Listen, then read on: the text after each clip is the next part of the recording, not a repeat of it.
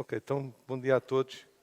Muito obrigado por estarem presentes. Muito obrigado à empresa e ao Gil em concreto que nos convidou para estar aqui a falar hoje. Eu estava a comentar com o João Coimbra que é fantástico ver a audiência que temos aqui hoje, sobretudo uma camada muito jovem, isso é interessante.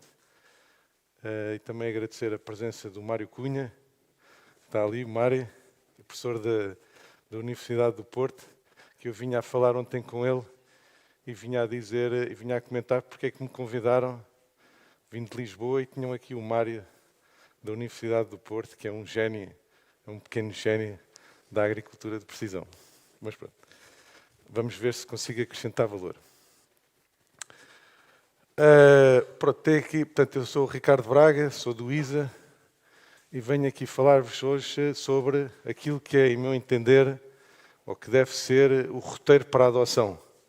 Portanto, queria também felicitar a apresentação anterior do Sérgio, que nos fez aqui uma excelente panorâmica daquilo que a empresa pode oferecer, mas eu vinha-me focar numa área que eu acho que é o estrangulamento, que eu acho que é o difícil, que é a parte agronómica, a agronomia da coisa. Portanto, temos o hardware, temos o software, mal ou bem, temos feito uma evolução gigante, uma coisa incomparável. Está aqui depois o João Coimbra, também pode dar esse testemunho em relação àquilo que era quando começámos.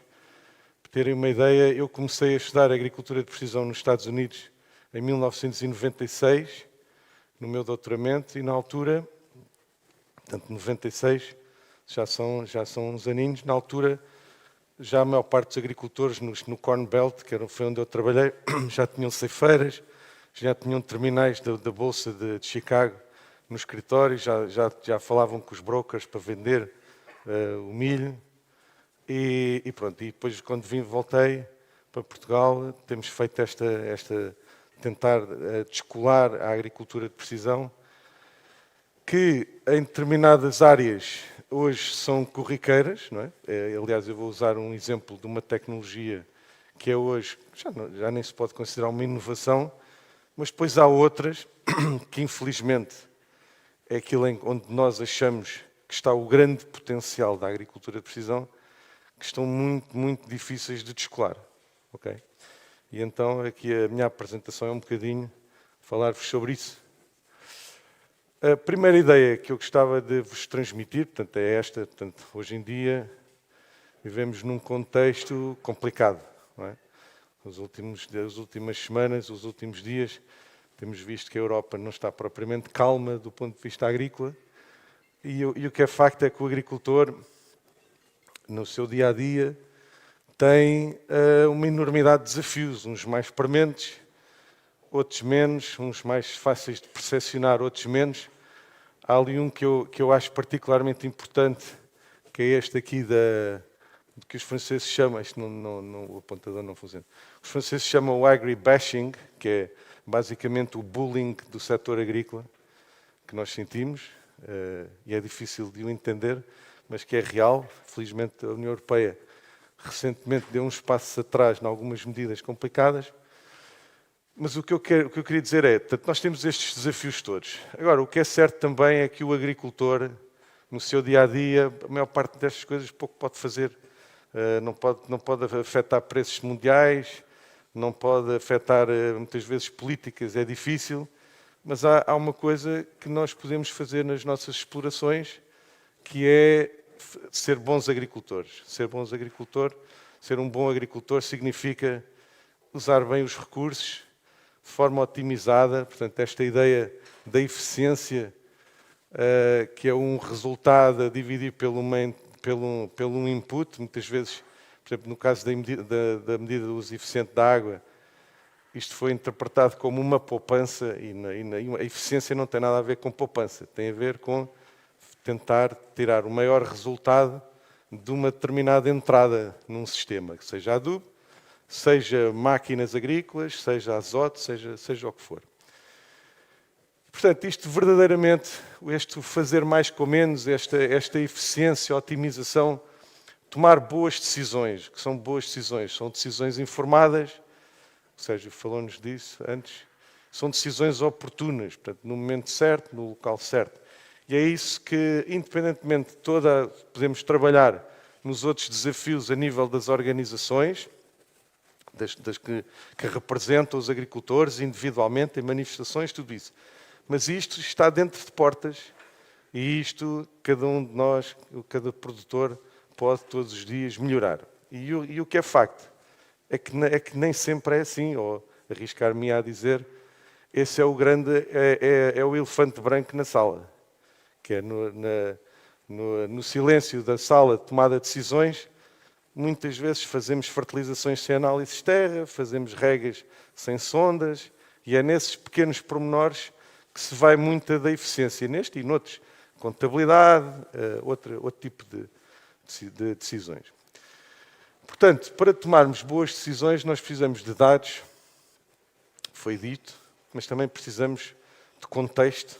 Os dados não existem, os dados com contexto chama-se informação, e precisamos de uma coisa muito importante que muitas vezes quem aproxima a agricultura de precisão do lado da tecnologia se esquece, que é precisamos de um conhecimento agronómico muito apurado. Nós precisamos de perceber como é que as plantas funcionam, como é que é a fotossíntese, como é que é a absorção dos nutrientes, portanto, e esses dados e essas questões são fundamentais. Portanto, basicamente, aquilo que nós advogamos é aqui esta métrica do conhecimento por hectare, conhecimento visto como um fator de produção, como o azoto, como o fósforo, como a mão de obra, e é o que nós precisamos de aumentar nas explorações agrícolas. Como é que aumentamos o conhecimento por hectare? Aumentamos quer pela contratação de um técnico, quer pela compra de um equipamento com eletrónica, quer contratando uma condutividade elétrica do solo. Portanto, tudo isso é densidade de conhecimento que depois se traduz, e vamos ver isso no caso da Scholda, no concreto, ou vão ver isso, se traduz na tal eficiência do uso de fatores, mais quilogramas de grão por quantidade de azoto, mais grão por unidade de água, e são essas métricas que nós devemos todos estar a pensar e a otimizar todos os dias. E, portanto, temos ali esta lógica dos 3 R's, do right place, right time, right amount, que é toda a filosofia que está por trás da agricultura de precisão. Pronto, eu não deixo de ser um académico e nós gostamos de definições para ficar tudo muito bem esclarecido. Esta é a definição da agricultura de precisão da ISPA, que é a Associação Internacional de Agricultura de Precisão. Esta decisão, reparem, a agricultura de precisão começou no final dos anos 80, que é mais moderna. Portanto, já não é nova também. A definição, quando a ISPA decidiu definir o termo, verificou que na bibliografia havia mais de 40 definições de agricultura de precisão. Okay? E então eles decidiram, não, vamos criar aqui uma que todos possamos usar, e essa definição já foi, entretanto, atualizada para incluir também a parte animal. Eu não a vou ler, mas tem ali componentes que são fundamentais. Portanto, é uma estratégia de gestão, reúne, processa, analisa dados individuais e espaciais para apoiar decisões e melhorar a eficiência, produtividade, rentabilidade, etc. Portanto, não fala de tecnologia. Okay? Não fala da tecnologia. A tecnologia deve e tem que ser vista como uma ferramenta, um meio, e não como um fim em si mesmo. E isso também é um desafio, porque, como sabemos, uma coisa que caracteriza o nosso setor é nós gostamos, alguns agricultores, gostam de ter boas máquinas e competência, etc. Portanto, esta definição é genérica, portanto, não foca particularmente a tecnologia, é ampla e é transversal. Este slide que aqui está não é apropriado para esta audiência, penso eu, porque foram escolhidos a dedo para aqui estar, mas foi um slide que eu usei durante uns tempos como antídoto. Porquê? Porque eu fazia o meu pitch da agricultura de precisão e eu tinha, no final, eu já sabia o que é que ia acontecer de perguntas que me iam colocar e que eu interpretava e interpreto como as desculpas. Coisas que, ok, isto é muito bonito, isto é até interessante, deveria ser isto que eu deveria fazer, mas... Pronto. E então vem este rol que eu acho que são mitos e tenho experiência prática de que são mitos, nomeadamente o mito do preço, nomeadamente o mito das grandes áreas. Estamos aqui no Norte, não é uma área que se caracteriza propriamente por grandes áreas. Eu trabalho com produtores de vinhas, por exemplo, com pouco mais que 50 hectares e que fazem agricultura de precisão do melhor que há. Conheço produtores que não têm um GPS e fazem agricultura de precisão. Portanto, a agricultura de precisão, como dizia a definição, é uma estratégia de gestão que pode ir de uma aplicação low-tech até uma aplicação high-tech, que foi aquilo que vimos, e bem, na apresentação anterior. Até chegarmos ao high-tech, temos um caminho que deve ser percorrido, sob pena de, nesse percurso, quando só pensamos na parte tecnológica e fazer logo tudo daquela forma, de morrer no caminho, porque verificamos que não temos retorno. Está bem? Portanto, esta ponderação que eu acho que é muito importante. E pronto, ouvi estas coisas todas, que é só para os Estados Unidos, só para alfaias topo de gama, também é um mito que já não faz sentido, porque já tem, no caso dos tratores, máquinas com menos potência, já equipadas com isobus e tudo isso. E até um aspecto muito importante, e que as grandes marcas, os grandes fabricantes também já começam a trabalhar, que é o retrofit de equipamentos em máquinas já existentes e não ser tudo original de fábrica. Então, eu gostava aqui de focar um minuto aqui neste slide. Portanto, isto que aqui está, todos conhecerão, portanto, é a condução assistida e automática por GPS. Portanto, isto é algo que já não é novidade para ninguém. E foi algo que nós divulgávamos nos idos anos de 2002, 2003, como uma coisa espetacular e fácil de usar, e fazíamos demonstrações de campo com um equipamento de outro fabricante, que não vale agora a pena mencionar, mas e que foram pioneiros pela sua implantação no mercado, e hoje em dia a condução assistida é corriqueiro no sul do país, e penso que no norte também não andará longe disso. E o que vale aqui a pena refletir é porquê. Porque é que, e agora vou-vos falar dos dois paradigmas e do problema que temos aqui para resolver. É porque é que esta tecnologia, que tem benefícios, tem 3 atributos muito importantes, hoje não é preciso falar dela, ela vende-se, não é? E depois a outra sendo o sistema de informação da exploração agrícola, geográfico, com as camadas de dados que nos permitem depois pôr o nosso cérebro agronómico a trabalhar nas camadas de dados e a produzir as tais prescrições que falávamos há pouco, porque é que isso contam-se pelos dedos de uma mão os agricultores que em Portugal que o fazem efetivamente bem. Está bem? E porque é que tem um comportamento no mercado e o outro, a adoção está a ser lentíssima. O que é que esta tecnologia tem que favorece a adoção?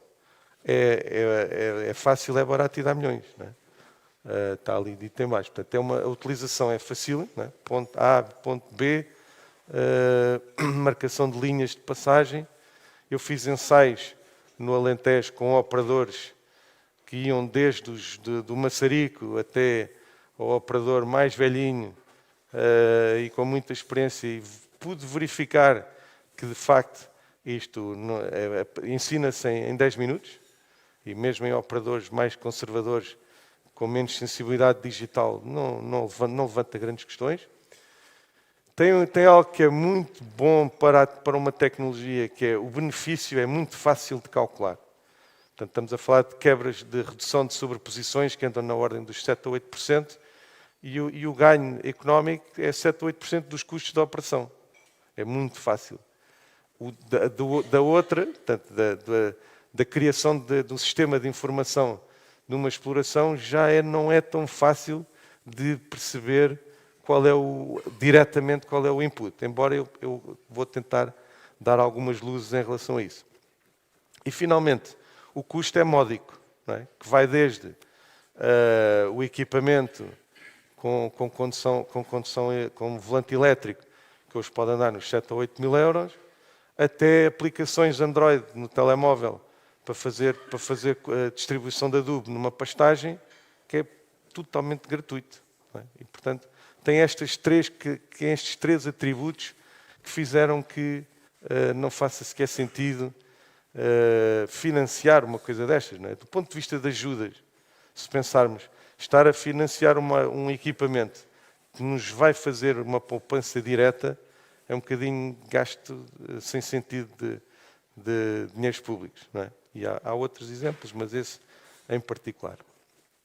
Bom, avançando aqui um pouco, então nesse sentido, naquilo que é difícil, não é? Temos aqui esta imagem, que isto é a imagem, a infografia da agricultura de precisão mais antiga, e que tem aqui, mas continua muito atual, porque está aqui tudo, não é? Portanto, tem a base do campo, portanto, este nível aqui intermédio, depois tem as camadas de dados todos do sistema de informação geográfica, desculpem que eu estou um bocado doente, e depois tem a georreferenciação, tem os satélites lá em cima das várias constelações que temos hoje em dia, a darem-nos valor acrescentado, portanto, este valor acrescentado do posicionamento. Sabemos uma determinada medição, onde é que acontece e como é que varia no seu tempo. Isto foi uma imagem que eu criei, agora estamos todos fascinados com o ChatGPT. Eu pedi ao ChatGPT para criar uma imagem sobre Precision Viticulture. Portanto, eu tenho a ideia do Gil, portanto, estamos aqui na presença de, sobretudo, produtores de milho de silagem e de viticultores. Pronto. E o ChatGPT produziu-me esta imagem. Não é? A vinha tem uma entrelinha com pouco enrelvamento, não é? Pronto, falta ali. Mas, tirando isso, está ali muito. Não é? Está ali o dashboard, aqui embaixo o dashboard que compila, o tal sistema de informação que compila os dados. Está ali uma espécie de uma rede, portanto, que é a telemática e os dados, está a ligação à internet, estão os sensores e os drones. Pronto, os drones não podiam faltar no meio disto tudo. Eu não sei se depois o João vai falar um bocadinho também da sua experiência. Era interessante falar da experiência dos drones e às vezes são as ratoeiras que os drones nos causam, porque dão mais trabalho do que ajudam, muitas vezes. E a mesma coisa também, para pedir também para o Precision Animal Farming, e pronto. Portanto, a ideia de controle, portanto, é isto que qualquer gestor, se não medimos, não gerimos, e portanto qualquer gestor quer ter da sua exploração agrícola. Porque é interessante, para mim o que mais me fascina no ChatGPT e nesta modelação da linguagem, é que o que aquilo traduz é o senso comum da net. Isso é muito interessante. Fazemos perguntas, ele às vezes erra. Mas erra porquê? Erra porque o senso comum sobre um determinado tema está errado. É um mito, existem mitos e aquilo reproduz mitos. Pronto. Ok. Componentes da agricultura de precisão foram já hoje referidos, com um grande enfoque na parte do hardware, de todo o equipamento dos atuadores, a parte de software, portanto, de softwares de gestão.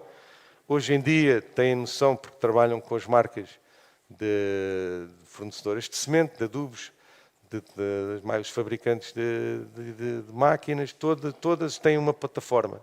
Não é? Nenhuma comunica com nenhuma, ou poucas comunicam com poucas, mas todos têm, portanto, há esta ideia destas empresas, todas elas, que o santo grau, não é? Aquilo que é o foco no futuro é construir o tal sistema aberto, a entrada e saída de dados, que permite fazer a gestão integrada da exploração. E depois, mas não nos podemos esquecer, e foi focado já, muito importante, a questão dos dados. Eu vou bater aqui nesta...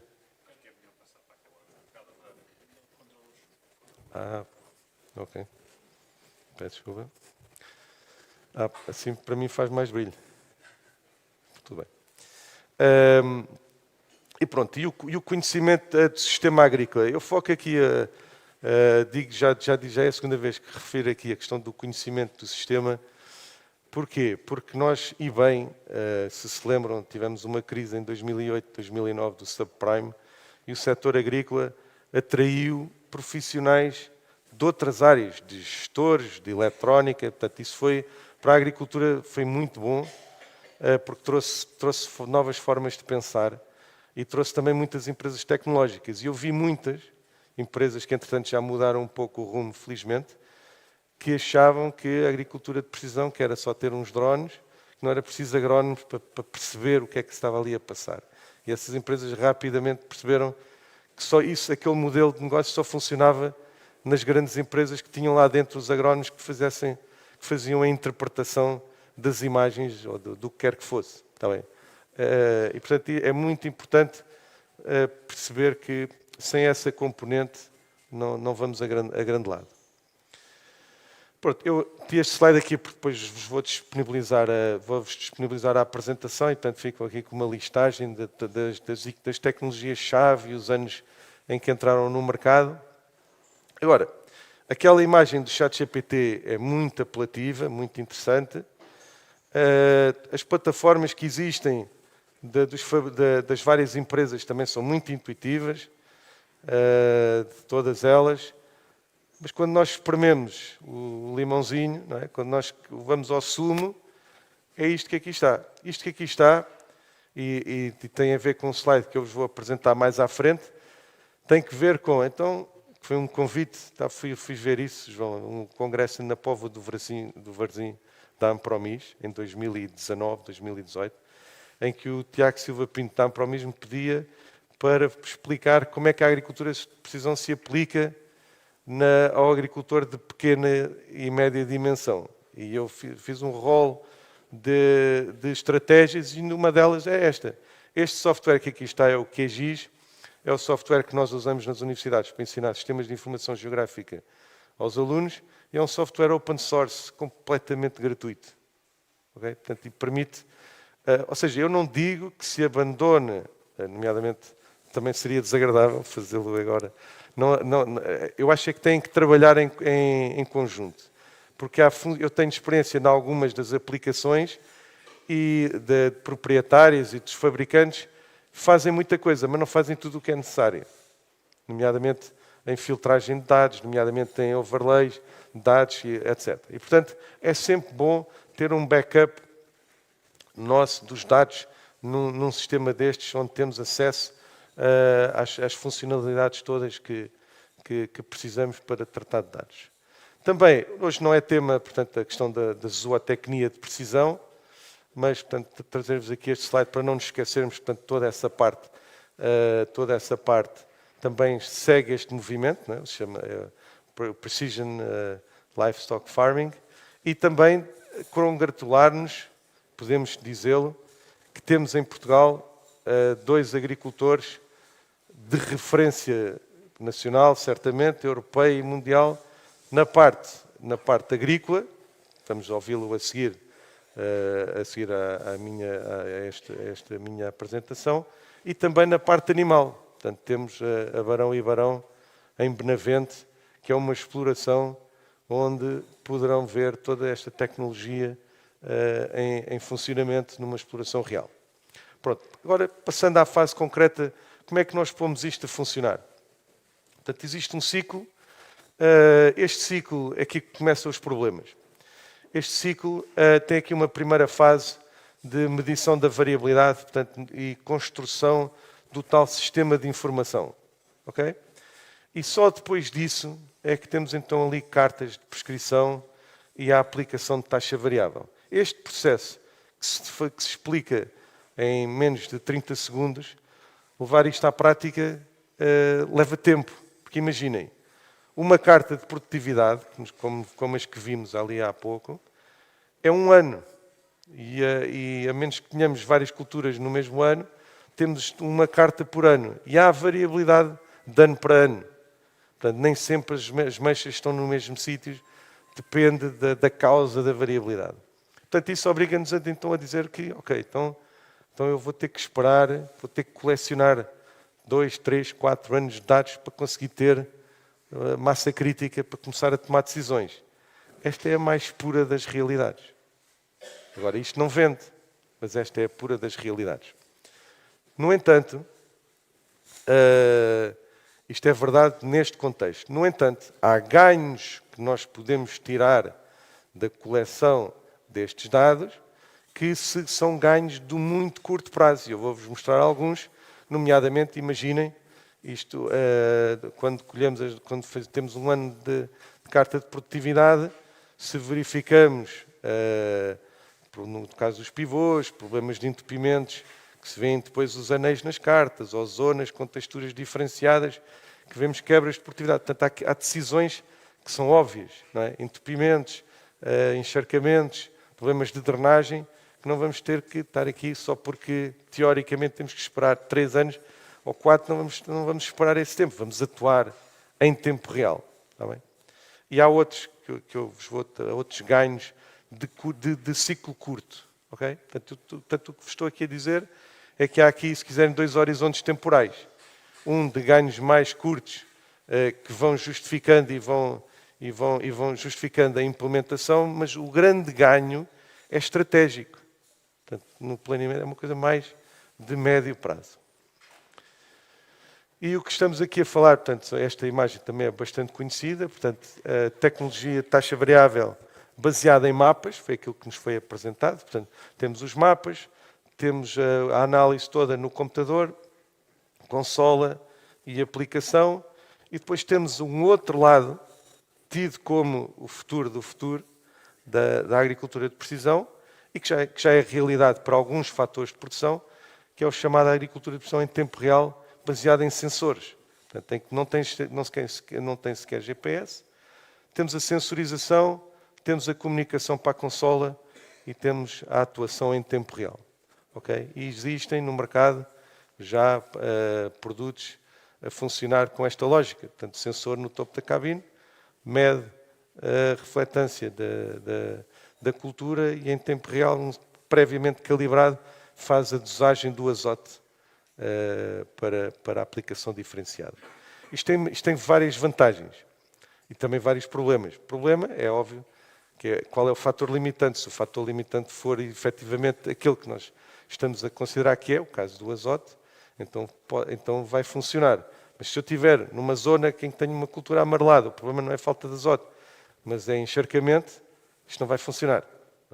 A necessidade da abordagem integrada. Portanto, a agronomia, como sabem tão bem ou melhor que eu, é uma área de trabalho extremamente complexa por isso mesmo.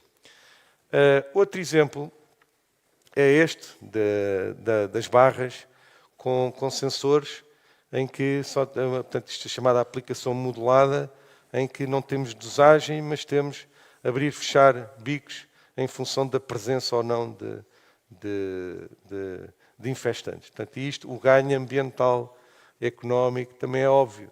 Portanto, isto é daquelas coisas que não vamos estar à espera do tal ciclo mais longo. Portanto, são ganhos de muito curto prazo. O problema aqui nesta tecnologia ainda é o preço. Portanto, é um exemplo, é como os pivôs VRI, portanto, a taxa variável nos pivôs, custa, a tecnologia bem aplicada custa tanto como o pivô em si. Okay? Aqui, tendo um sensor destes por bico, estamos a falar, a última vez que chequei o preço, estamos a falar de 3, 4 mil euros por bico. Portanto, se não for um prestador de serviços com muita área, é difícil justificar uma coisa destas. Está bem? Pronto.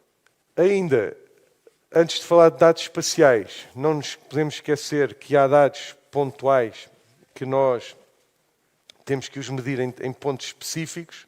O caso das sondas, as sondas de água no solo, é algo que está perfeitamente disponível e lá está. Muitas vezes eu ouço dizer que as sondas, que isto é uma coisa cara, e eu gostava de perceber como é que é caro. Algo que custa, mesmo a sonda, vamos imaginar que custa 2 mil euros, uma sonda destas, depois tem custos de acesso à plataforma, números redondos, 2 mil euros, dura 10 anos, eu tenho sondas há mais de 10 anos, mas dividido por 10 dá 200 euros, amortizada ao ano. Amortizada, imaginem, amortizada em 10 hectares, são 20 euros hectare ano. Está bem? Que cultura é que não justifica 10 euros hectare ano? Nem um cereal de inverno. É problemático para isso. Portanto, agora, a questão é que ela tem que ser... Muitas delas estão instaladas e são só umas curvas que ali andam, que ninguém percebe muito bem o que é que ele anda a fazer. Portanto, elas têm que ser bem aferidas, também têm que ser bem localizadas nas parcelas. Portanto, isto é o resultado de um algoritmo numa vinha, usando a condutividade elétrica do solo, portanto, os percentis 20, 30 da condutividade elétrica do solo, para a localizar em termos macro. Portanto, a coisa tem que ser bem instalada para tirarmos real e efetivo partido. Outros exemplos que também estamos a ver a adoção, felizmente, são as armadilhas digitais, que estão aqui com um modelo muito interessante de uma empresa de fitofármacos no nosso mercado, que ela própria investiu nas armadilhas, tem as redes e fornece a informação das curvas de voo aos seus clientes e depois, obviamente, no final, vem a recomendação do produto. Pronto. Mas é um modelo interessante. Estamos a falar de equipamentos que não custam 1.000 euros ou custam um pouco mais que isso. Está bem? Pronto. Agora, parte espacial. Ainda retornos de curto prazo. Eu gosto de falar aqui na fertilização de precisão, que foi, aliás, uma das componentes que eu acho que o PEPAC poderia ter sido mais audaz, e espero que ainda venha a ser, a fomentar a fertilização de precisão, porque basicamente, embora nós saibamos que nas recomendações de fertilização nós precisamos dos potenciais produtivos para fazer uma boa recomendação, mas nós temos forma de chegar a recomendações tendo estimativas médias, como fazendo avaliação, portanto temos aqui uma carta de avaliação de fósforo no solo, portanto isto constrói-se com a georreferenciação das amostras, portanto também o custo das análises, como saberão também, hoje em dia é possível fazer em Portugal análises sumárias por 5 euros por amostra, e depois, portanto, a criação no ambiente SIG da carta de prescrição, que muitas vezes o resultado pode ser este, portanto, zonas, portanto, tendo aqui como valor máximo os 200 ppm de fósforo no solo, mas que não nos podemos esquecer, e isto teve um boom grande com a subida dos preços dos fertilizantes agora recentemente, mas não nos podemos esquecer que a poupança ou o ganho com a fertilização de precisão não está na poupança de adubo.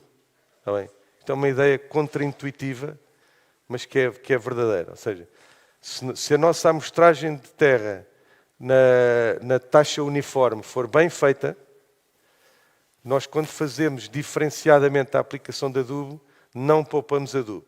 Aquilo que fazemos é usamos a mesma quantidade, mas distribuímos melhor na parcela. Ou seja, aplicamos mais onde precisamos mais e menos onde aplicamos menos. E isso está mostrado aqui nesta forma simplificada. Neste gráfico, temos aqui a taxa de incorporação, temos aqui a posição, pode ser no espaço, ou aqui está a 2 dimensões, o valor médio e depois a recomendação com base na tecnologia VRT. E nós vemos, se fizermos bem as contas, os valores médios são os mesmos. Está bem? Onde é que está o ganho? O ganho está em que eu aqui, com potência que provavelmente já tinha lá fósforo suficiente, apliquei menos, portanto não fiz uma sobreaplicação. No caso do fósforo não era grande o problema, mas no nutriente mais lixiviável teria poluição, e ali eu estava fora da zona ótima. Não é? E a fertilização uniforme iria estar a quebrar potencial produtivo. E ali é que está o ganho. Está bem? Não é na quantidade de adubo. Não sei como é que estou de tempo. Estou bem. Ok. Então, acelerando um pouco, na construção do tal sistema de informação, e dando aqui uma ideia do roteiro, o que é que me parece a mim que são as 4 camadas de dados que eu devo ter, pelo menos, na exploração e nas parcelas, para conseguir perceber o funcionamento das parcelas, conseguir perceber onde estão zonas mais produtivas, menos produtivas e o porquê, não só a constatar, mas a perceber porque é que isso está a acontecer. E essas são essas 4 camadas de dados. Portanto, as cartas de produtividade, índices de vegetação, condutividade elétrica do solo e a modelação digital do terreno. Portanto, se eu tiver estas 4 camadas de dados, se eu tiver conhecimento do sistema agronómico, como é que funciona o solo, como é que funciona a cultura, como é que funcionam os processos de fotossíntese, absorção, etc., eu, por engenharia inversa, andando para trás, eu consigo perceber e tomar decisões que vão à base, vão à causa do problema e não ficam só no sintoma. Não é? Cartas de produtividade. Já foi aqui abordado. Isto é uma carta de produtividade que é o normal. Portanto, estão ali a ver diferenças. Isto é milho grão, mas estão ali a ver diferenças do simples para 10 vezes mais. Portanto, de 2 toneladas para 20 toneladas. Isto é normal. Okay? Nenhuma parcela é homogénea com a gestão diferenciada. Podemos reduzir a homogeneidade, mas há sempre diferenciação. E porquê que há diferenciação? Por todas as causas que podem originar a variação na produtividade. Solos, topografia, a nossa gestão, a nossa própria gestão inclusiva. E, portanto, o trabalho que há aqui a fazer nas cartas de produtividade lá está, isto é 1 ano, não é? Seria necessário ter mais anos, mas é desde logo construir aquilo que é, na minha opinião, é a forma mais persuasiva de convencer um produtor que é preciso atuar, que é calcular a carta da margem bruta. Portanto, que é multiplicar pelo valor de mercado do grão, reduzir custos de produção e temos esta carta de margem bruta onde nos indica onde ganhamos dinheiro, onde perdemos dinheiro e isto para um produtor saber que há zonas que ali a vermelha em que estamos não é a trabalhar para aquecer, é trabalhar para perder dinheiro. Incomoda, não é? E portanto temos que estabelecer estes pontos de amostragem, estes smart points, ir ao terreno, que é muito importante, sempre, portanto a agricultura de precisão não tira trabalho de campo, adiciona trabalho de campo, percebê-los e começar a atuar. Além disso, aqui sempre os 3 passos que eu recomendo para analisar este tipo de informação, que é a magnitude da variação, se tem significado prático, a estrutura dos dados, portanto, se temos dados que não são aleatórios ou se temos dados que são estruturais, basicamente se temos manchas, zonas agrupadas de maior e de menor produtividade. E depois, no final, uma parte também muito importante são os padrões, que vemos ali, se olharem com cuidado, ali vêm aqui alguns anéis, não é? Sabendo que está ali um pivô, portanto já começamos então a fazer esta inferência. Ou, por exemplo, se eu vos adicionar, lá está a informação de contexto, que esta zona aqui é uma zona baixa, ou seja, é uma zona de confluência, zona mais baixa, num pivô que é regado, que é à partida suficientemente fertilizado. Se eu tenho uma zona baixa que aumenta a produtividade, eu posso tirar conclusões em relação à gestão do resto da parcela. Não é? Quer dizer que há alguma coisa ali que está a ser limitante do outro lado. E, portanto, é todo este tipo de inferências que nós ganhamos quando começamos a acumular dados de ano após ano. Em relação à camada dos NDVIs, portanto, os NDVIs que foram referidos, portanto, o NDVI é um índice que tem barbas, não é? É um índice muito antigo, depois terão acesso, eu tenho uns vídeos onde se explica onde é que vocês podem gratuitamente, hoje em dia, aceder a esta informação na internet. Nós sabemos, tem ali o percurso típico, é parecido e está diretamente relacionado com o índice de área foliar, portanto, ao longo dos ciclos. E isto aqui é uma imagem obtida a partir de uma vinha, e pronto, basicamente é um índice que varia nos corpos terrestres entre 0 e 1 e dá-nos indicação de quantidade e conforto vegetativo da biomassa. No fundo, é uma espécie de um raio-x à nossa cultura. É algo que nós temos gratuitamente, do programa europeu Copérnicos, temos gratuitamente desde 2016, agora de 5 em 5 dias, e isto é um luxo. Nos 10 a 12 mil anos da história da agricultura, nós temos uma ferramenta que nos diz em cada 5 em 5 dias onde é que estão as dores, onde é que a cultura está com boa performance, onde é que nós temos problemas que temos que acudir e resolver. Está bem? Portanto, é um luxo verdadeiro que nós temos à nossa disposição. Não há bela sem senão. Pontos negativos. As nuvens, como hoje, não nos ajudam. Portanto, temos tido anos de primaveras com alguma chuva e só que temos a primeira imagem com qualidade muito tarde no ciclo, por exemplo. E o pixel, a resolução, que é a área mais pequena de cultura que conseguimos ver, que anda nesta informação do Sentinela, anda nos 10 por 10 metros. Também. Para algumas culturas, como o milho, funciona, para outras nem tanto. Pronto, aqui um slide a explicar. Índices de vegetação AN, e todos os dias aparecem novas publicações com os novos índices. O que eu digo, e acho que não estou enganado, é vamos nos focar mais nos índices mais básicos, que o NDVI tem infravermelho e tem vermelho, tem informação essencial, e para 90% das coisas que nós precisamos, se trabalharmos bem nas escalas, ele resolve-nos e identifica-nos os problemas nas parcelas. Naquele link que ali tem, está lá um vídeo que explica como é que se faz a análise e como é que podem usar isso hoje ao final do dia, quando forem para casa.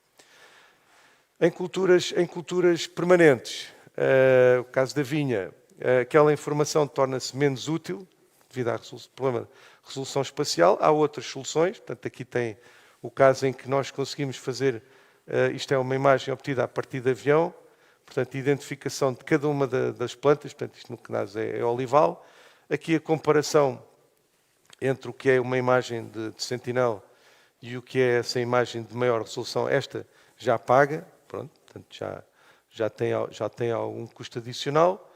E depois outro tipo de dados, neste caso concreto, portanto aqui a questão de imagens de drone ou de avião, neste caso é obtida por avião.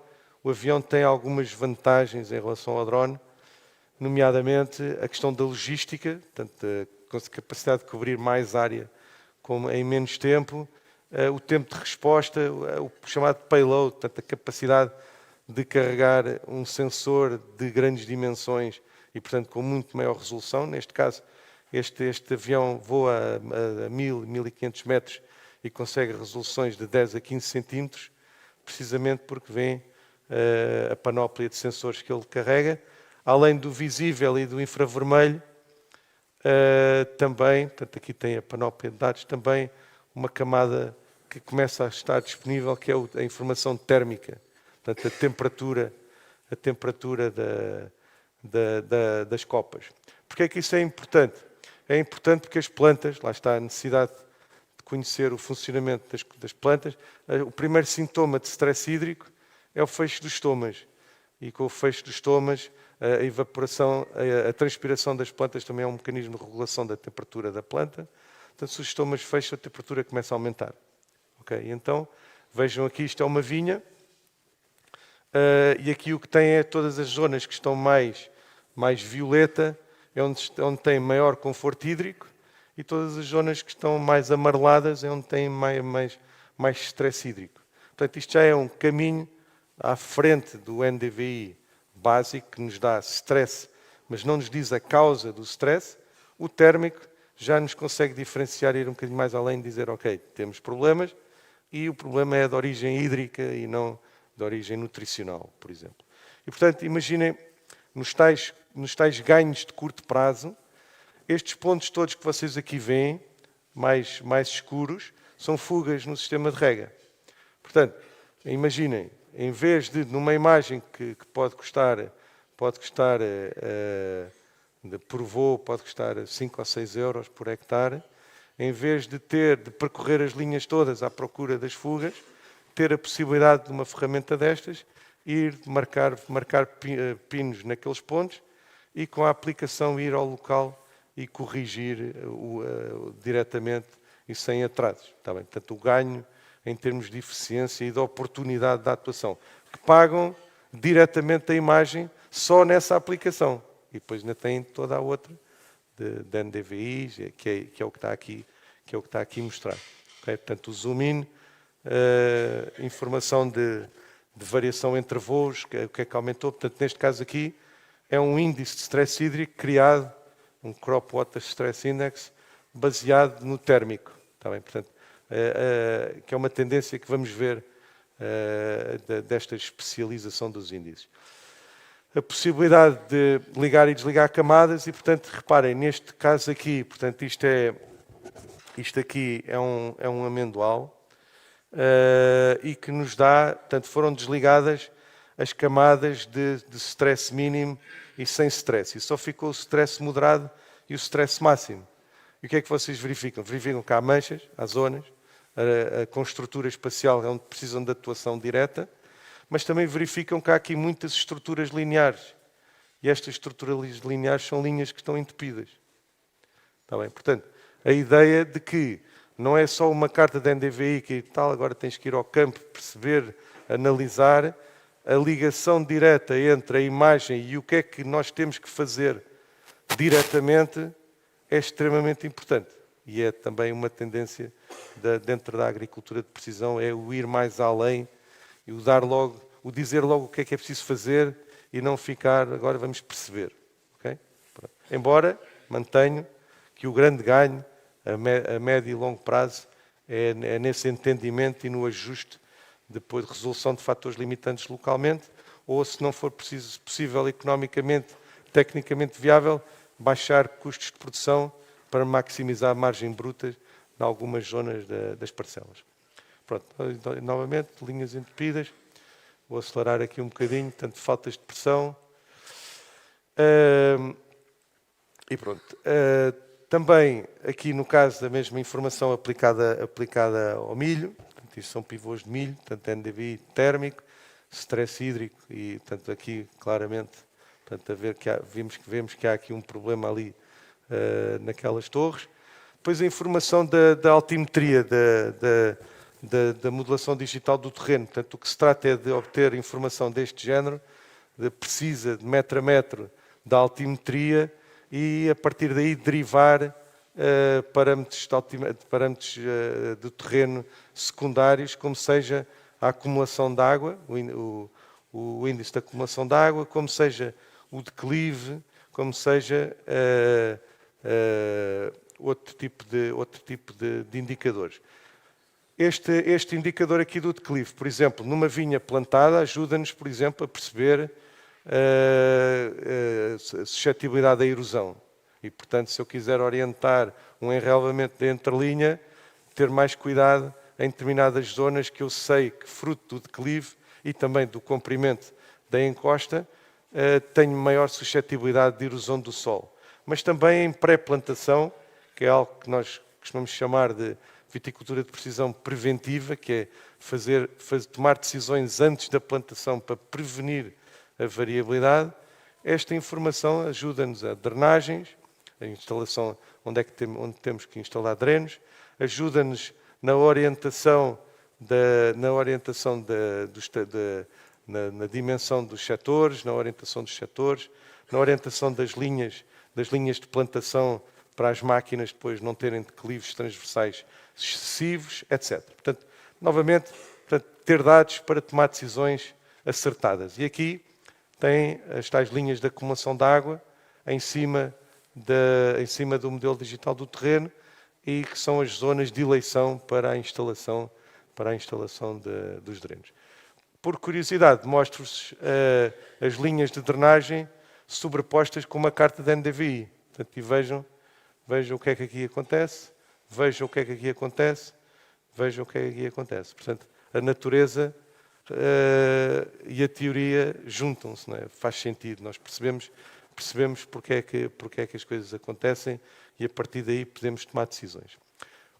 carta de condutividade elétrica é uma camada, portanto é a quarta camada de dados que também não devemos descurar nas explorações. Estamos a falar de levantamentos que são perenes, portanto estamos a falar que têm tempos de vida útil de 10 anos ou mais, e que estamos a falar de 35, 40 euros por hectare. Portanto, ao ano amortizado, estamos a falar de 3 euros. Portanto, o mito do custo é difícil de suportar. Pronto, e portanto o que faz basicamente é mede a capacidade do Sol em conduzir a eletricidade, medida a pelo menos 2 profundidades no caso deste sensor, e tem uma correlação elevada com o teor de argila no Sol, que, como sabem, é muito importante quer na parte física, quer química, no comportamento físico, quer químico do Sol. E, portanto, aqui algumas considerações, comparações, pronto, entre as várias profundidades. Portanto, aqui vem que há aqui diferenças quando nós fazemos a várias profundidades, a interpretação toda que podemos fazer. Uma coisa muito importante que sai das cartas de condutividade também, portanto, além da pré-plantação, termos setores de rega homogéneos, e outra também muito importante, que é um verdadeiro problema, uma epidemia, entre aspas, que nós temos na cultura permanente em Portugal, que é a compactação do solo. Okay? E estas cartas ajudam-nos a criar mapas de risco de compactação. Porquê? Porque quando temos maior teor de argila é quando aumenta o risco de compactação. Pronto, para finalizar, dar-vos esta ideia de que nesta visão assim mais de sistema de informação, dados, um bocadinho mais complexa, portanto, nós já temos muita coisa a ser feita no nosso país. Portanto, aqui estão exemplos dessas aplicações. Aqui, no caso da vinha que vos tenho vindo a mostrar, portanto, a definição de setores, a definição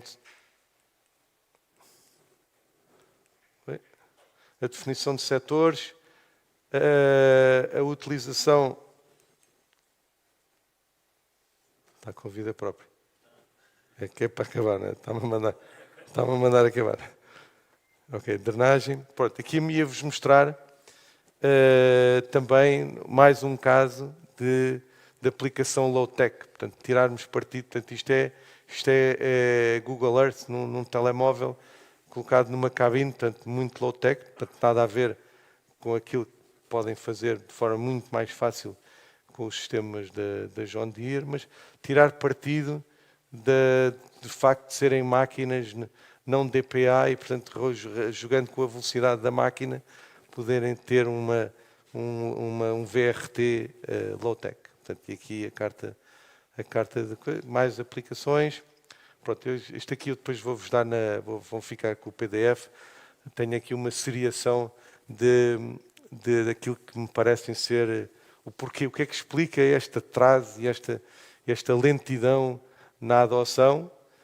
São vários. Há também problemas da maneira como a tecnologia se apresenta. Portanto, não é só uma questão de, como muitas vezes falamos, de necessidade de formação, sensibilização.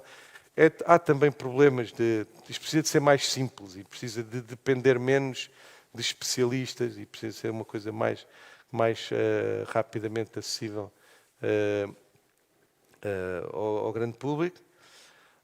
O tal slide que vos falei no início, está aqui, 9º colóquio de milha em 2018 na Póvoa do Varzim, que era como é que nós poderemos, porque é que isto é muito importante, porque não é só, na altura foi-me feito o desafio para os produtores na zona aqui do Porto, mas na realidade isto é o país todo. Não é? Nós temos a ideia de que no sul são grandes explorações, no norte são pequenas, quer dizer, há parcelas com muito pequena dimensão na zona da Golgã, não é? E que parcelas com formatos difícil muitas vezes de trabalhar.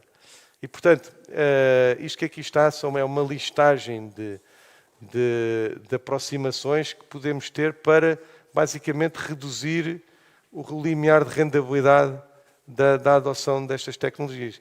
E, aos poucos, fazendo estas adoções iniciais, depois perceber do retorno, então avançar para estádios mais avançados de incorporação tecnológica. E aqui temos, portanto, temos os sensores de baixo custo, softwares, o retrofit fez o EOM, recurso a prestadores de serviço, que era uma discussão que estávamos ali a ter há pouco, muito importante. Os prestadores de serviço são fundamentais com este incremento tecnológico das máquinas, porque são eles que têm mais área, conseguem a especialização tecnológica, coisa que para o produtor é difícil terem o know-how interno para o constante upgrade das máquinas. E outra coisa também que gostava de referenciar, também muito importante, uma estratégia que deve estar sempre subjacente, é a questão das organizações de produtores, que também devem ter aqui um papel muito importante. Isto já não vou falar porque já não tenho tempo, fica ali. E, exatamente, para terminar só esta mensagem, agricultura, reticências de precisão. Portanto, não vamos começar pelo telhado, está bem? A agricultura de precisão é um aprimoramento da gestão agronómica, mas que de nada vale, está lá nos princípios, um dos princípios, que é não faz milagres. Não é? O agricultor, o produtor tem que ter as máquinas calibradas, tem que ter a gestão, a contabilidade analítica, boas práticas, regra. Não é algo que vem resolver todos esses problemas. É algo que acrescenta no final, depois de já sermos muito bons a produzir. Portanto, isto vem acrescentar no final. E era isto que tinha para vos dizer. Muito obrigado.